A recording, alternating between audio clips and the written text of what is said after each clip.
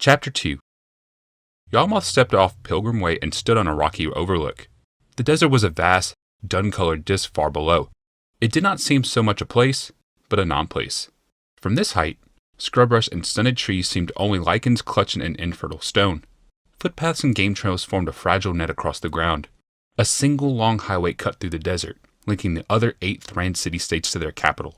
Yawgmoth had walked every step along that highway.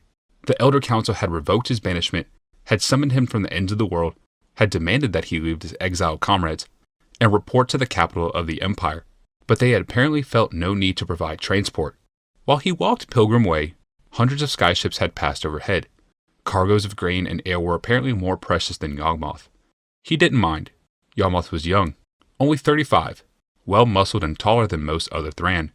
His tan skin withstood even the blazing desert sun, and thick black hair formed a natural visor over his eyes. Dirty and tattered travel robes hid a body tuned to hard labor and deprivation. He didn't mind the deadly journey, or the Council's insulting disregard. He was used to both.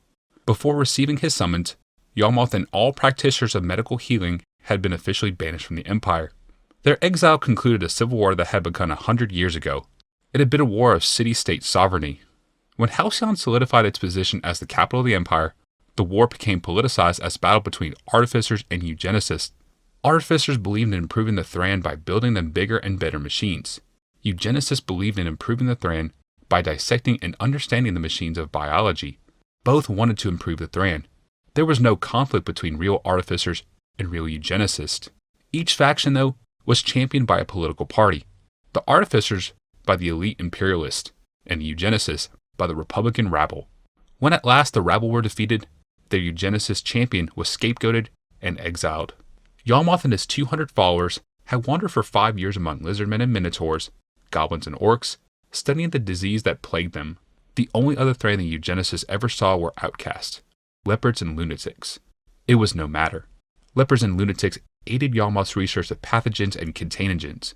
Though the Elder Council had thought banishment would punish the eugenicists for their unorthodox approach to healing, it only provided a crucible in which to perfect their art. Disease and dysfunction were not caused by evil spirits or blocked mana pathways or lunar cycles. They were caused by tiny creatures that invaded a body much like an army might invade a nation. They were caused by malfunction of physical processes. The human body was no more than a complex mechanism, a machine like a mana rig. The Thran needn't rely on healers and their attendant monkery. A rigorous study of living organisms, proper function, common dysfunction, and diseased species could render a completely material and mundane program for healing. Now the Elder Council was in need of Yawgmoth's new science. The great artificer Glaceon was rotting like a common leper. Magic had only made him worse. He had languished for a year in this pathetic state. At last, the outcast has been summoned. A smile spread across Yawgmoth's lips. His own people finally realized they needed him. Now that they realized it, Yawgmoth would never let them forget it. Below lay the desert. Above hovered beautiful, fabled Halcyon. Pilgrim Way connected the two, twisting it way up the sheer face of the volcanic extrusion. It was a steep and treacherous path. Always, the road from hell to heaven would be so. Now, Yawgmoth stood only a few dozen paces from the gates of that heaven. A white marble gateway towered the narrow road. It was twice as wide and thrice as tall as any creature that could have made the journey to the top. Niches within the columns held ornately carved figures. To one side stood a nude and muscled man, and to the other a nude and muscled woman. They were the Thran's image of perfect beauty, their limbs massive and yet posed with a subtle ease across their harmless frames. Yawgmoth laughed darkly to himself. He had seen human bodies inside and out, exploring every inch. Even healthy bodies never resembled these perfect figures. Of course they've rejected my theories. They don't even know what their own bodies look like. Between the figures, gigantic gates of iron stood wide open. Power stones winked in the stout bars, jewels enchanted to repel rams and slay attackers. Through the gates fanned a white marble threshold, fronted by a clear stream. Architectural symbolism. When folk entered the city, the dust of the world below was washed from their feet. When folk left, their first steps beyond made dirt cakes on their shoes. As he approached, Yawgmoth stared in amazement at the artificial stream. What sort of people divert a river across their gate? We do, came a woman's quiet voice from the other side of the stream. Welcome to Halcyon, Master Yawgmoth. He lifted his eyes to see a young woman wearing the white robes of a council member. The ceremonial garb fit her poorly, Her hands fretted impatiently within the bulky sleeves, and the stole around her neck was uneven. Her tan skin and sun-bleached hair showed she was used to working outside, and her pale eyes were keen and impatient above the fussy robes. Even now, her gaze dipped toward the garment, and she smiled in apology. Forgive my appearance. I came from the infirmary. I had expected you would arrive there by the aerial transport I dispatched a phone on. Yawgmoth waved her off. After piecing a water passage from Jamura and walking all the way to Phonon, I wasn't about to accept charity. Beneath her tan, the woman blushed prettily. Yes, my apologies for that as well. I had a battle even to get your banishment revoked. The council forbade me to send an escort. A glinting smile filled Yawgmoth's face. It was a dazzling smile, and he knew it. So you're the one who fought to bring me back? Yes, said the woman. I am the one. My name is Rebek. Ah, Rebek, architect of Imperium Spaces, Yawgmoth said, impressed. The flattering blush returned. You've heard of me? Even among outcasts and lepers, you are known. Yes, Yawgmoth said. He looked down at the clear, cool stream that separated them. Rebek stood on white marble, and Yawgmoth on dust. But we haven't heard of this. It's a ritual ablution, Rebek said, again smiling an apology. It is meant to remind us we are rising from the dust of the past into the clean skies. What sort of people? It's my own design, Rebek broke in. And I carved the father and mother Thran there beside the gates and designed much of what lies within, just so you know. Yawgmoth patted dust from the canvas backpack. No little trickle will be enough to wash the world for me. I've got it under my fingernails and ground into my skin. Even my blood is 1 part mud. She stooped beside the stream and gestured him forward. Come here. I couldn't get you an aerial escort, but at least I could wash your feet that brought you here, Yawgmoth said. Perhaps Halcyon welcomes me after all. He stepped into the stream. Chill water snaked past laces and leather in the ragged stockings he wore. Mud streamed away in brown clouds. Rebek's fingers deftly worked the laces loose. She tugged one boot off and then the stocking. Her touch was firm, but gentle as she laved away the dirt of the road. She massaged calluses and soothed aching muscles. Then she eased the other boot loose. Yawgmoth stood while she worked. His eyes traced the gate. Do you do the gem cutting as well? That is the work of my husband, Rebek replied. The one who lies ill. The one you've been summoned to heal. Yawgmoth pulled his foot from her hands. Your husband? He picked up the dripping boots and stockings and stepped from the stream onto the white marble threshold. His wet feet slipped. Rebek caught him. She was strong and sure-footed. She laughed. That was an oversight of my design. Wet marble is slick. The laugh was contagious. I see the symbolism. An outsider such as I enter the city only with the aid of a citizen. Else he might fall on his ass. Yes, splendid symbolism, Rebek said wearily. Here, lean on me until we reach the sedan chair. I have no choice. You could fall on your ass. Not in such lovely company. Yawgmoth leaned upon Rebek as the two made their way beneath the shadow of the arch. Ice-colored stone formed a short tunnel. There was a gentle curve built into archway so that no one could glimpse the city before crossing the threshold. And none of the city could glimpse the outer world without leaving. The slow rising path reminded entrants they must ascend, and to ascend is work. Beyond the curve, Yawgmoth caught his first glimpse of the lofty Halcyon. The city was splendid. Its sparkling districts rose through the 8 terraces toward the highest point, the western plateau.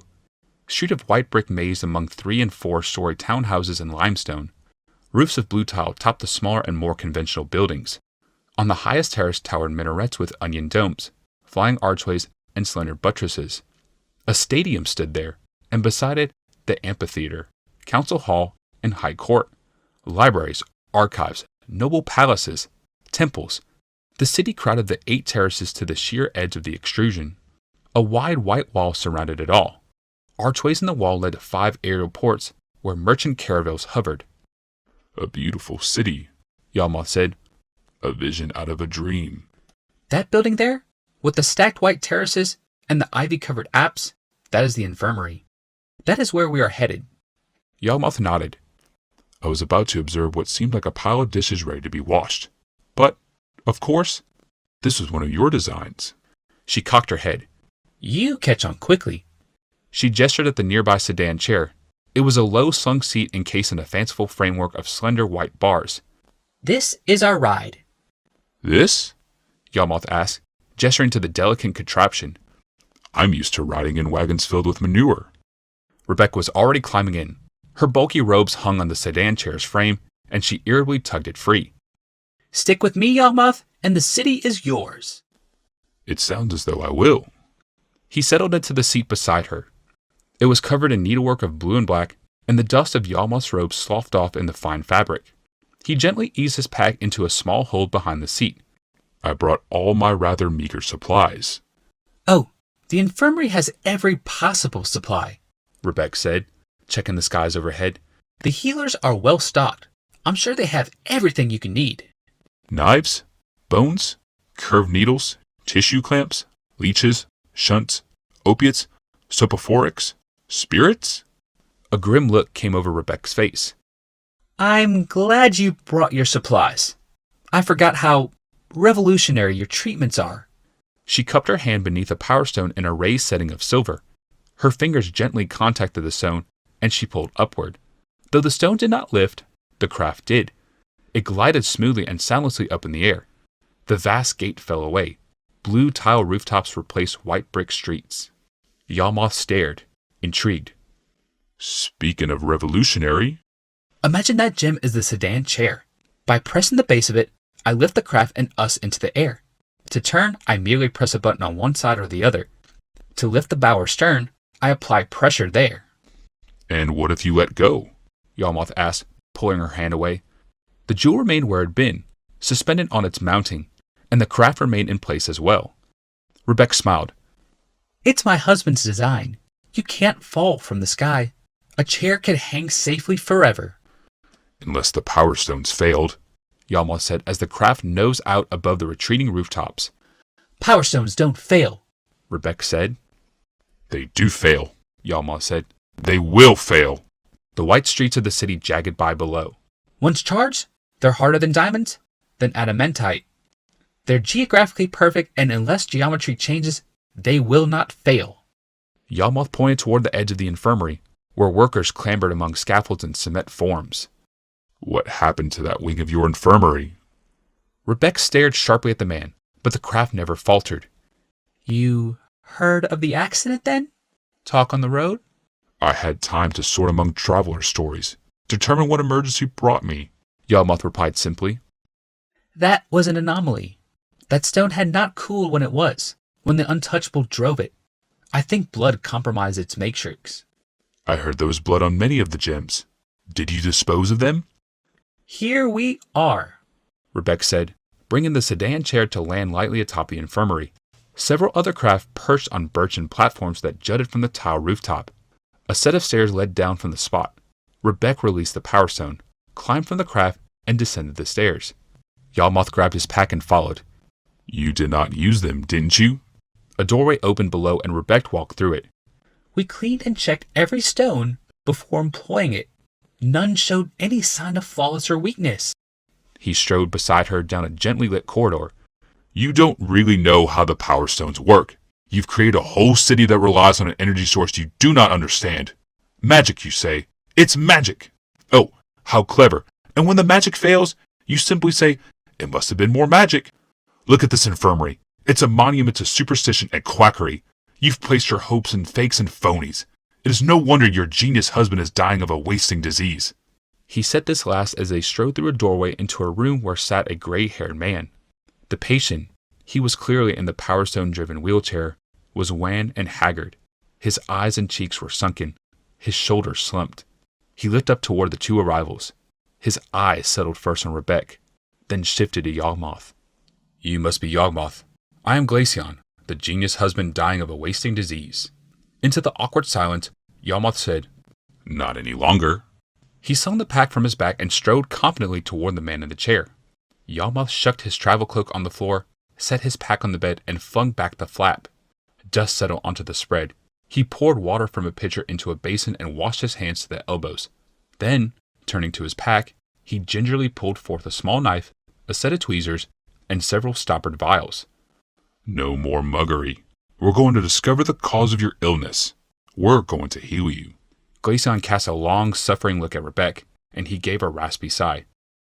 You don't understand. You are no savior, Yawmoth. We are done with real healers. They have exhausted their techniques, and now in desperation we turn to you. We aren't setting aside witchery. We are summoning it. Glaceon fixed the large man with a level stare. Your so-called methods are only too well known to us. I was among the elders who voted for your original banishment. If it were up to me, you would still be stuck in Far Jamura, poking sticks up the backsides of syphilic mules. But my wife fears for me, and the council and city are terrified to do without me, as I am the only one who truly understands the machinery beneath this city. They are willing to try anything. And you, Yawmoth, you just barely qualify as anything. Hatred leapt like sparks between them. Glaceon continued. You got one thing right, though. I am dying of a wasting illness. I am resigned to it. Only in the resignation do I let you poke and scrape. You cannot make me worse than death itself will shortly. Breaking eye contact, Yawmoth laughed lightly. You wouldn't say that if I were a syphilic mule. Glaceon joined the man in laughter. The sound set Rebecca to breathing again. She had not caught a breath since entering the room. Her husband coughed raggedly and then said, Even if I were a syphilitic mule, I would still say it. Well then, Yawmoth said, it is up to me to convince you otherwise. You and the whole city. He crouched beside the chair. Now, travel talks that there are legions. Let's have a look. Glaceon's eyes flared. Travel talk? The whole empire is worried, Yawmoth sued. These words bombed the man's ego, and the fury in his eyes dimmed. Yawmoth said, In fact, you're not the only one suffering from this condition. In some of the city-states, it is becoming endemic, if not epidemic. Many of the poor have been infected. Your own caves of the dam are said to be rife with it. Even a few of the elite suffer from it. But, of course, you are the national treasure to have the disease. Now, let's have a look. The worst spot is on his back, Rebecca said, hurrying to her husband's side and drawing the dressing gown back from the man's shoulder. Can you lean over? I lean over for no man, growled Glaceon. As soon you will discover. Then it's the bed, Yawmoth said. Glaceon was suddenly in his arms. Yawmoth's movements were so quick and assured that there was no time for objection. He conveyed his patient onto his belly on the bed and drew the robe summarily back from the man's body. Glaceon lay there, small and panting. His ribs showed through flesh the color of mushrooms. The skin was covered with a large mass of separating lesions.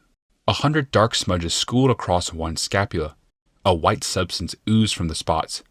Each lesion showed a dark tail that sank away into muscle. When did this appear? Just after the attack. They came one by one. The healers only made the spots worse. There are also sections on his belly and his left buttock. Ah, Glaceon snipped. He'll want to be seeing that. No, Yawmoth said. Not today. Today, what I want to see is this. He took the small knife he brought from the pack and lightly scraped some of the filmy liquids from the lesions. Careful not to touch the substance himself, he wiped the stuff from the knife onto the lip of an unstoppered vial. He fastened the lid. This fluid here will tell me much about the source of this ailment. It's a lymph, one of the body's defenses against illness. Its composition will tell me what sort of disease your body fights. Shall I spit and piss in your jars too? mocked Glaceon. Soon enough, Yawmoth replied smoothly. First, with a pair of tweezers, he laid hold of the end of one oil hair that protruded from a lesion. Tugging back and forth on the hair, he slowly cracked the skin around it. Glaceon twitched with each pull, and his hands clutched the bed. Persistently, Yawmoth worked the hair until it pulled free, trailing a tattered section of flesh. He gingerly deposited it into another vial. This is a follicle, a specialized tissue. The effect of the illness on it will tell me much about the disease means of spreading. Why don't you just carve up my back? Glaceon protested. Yes, why not? Yawmoth replied. The tip of his knife sliced into the healthy skin just beyond one large lesion. With a slow precision that might have seemed relishing, Yawmoth insinuated the blade beneath the lesion, cutting deeply enough to take the tail of the infection along with the main body. Glaceon's knuckles grew white on the bed. Yawmoth finished the cut and drew the disc of skin up in a pair of tweezers. Dark blood welled up in the hole he had made. And this is the ailment in microcosm. This will tell me how it develops. He deposited the bloody item in a third vial. Gore began to run from the cut, and Yawmoth absently dropped a piece of bleached wool on the spot. "I'll say this for your methods," Glaceon said. "You understand how to inflict pain." Yawmoth smiled his dazzling smile. I have ways of preventing pain, opiates and the like, but I don't imagine you go in for that sort of witchery. Next time I will," Glaceon said. Yawmoth nodded, stowing the vials in a tattered backpack. In the meantime, Rebecca, you must avoid touching any infected sites. The lymph or blood from your husband, even what appears to be healthy skin. We do not know how this disease spreads, person to person, and you are at grave risk of becoming infected yourself. Rebecca objected. "But for over a year now I have touched him." You must cease. Yawmoth replied sternly. No skin-to-skin contact. No fond caresses of hair. No kisses or hand-holding or embraces unless a clean linen separates you. "You've been here only moments and you're trying to wrap me in cerements," Glaceon said. Yawmoth quickly covered the man in a blanket and deposited him in the chair. I'm trying to keep your wife out of cerements. I'll be giving the same instruction to the healers who tend you.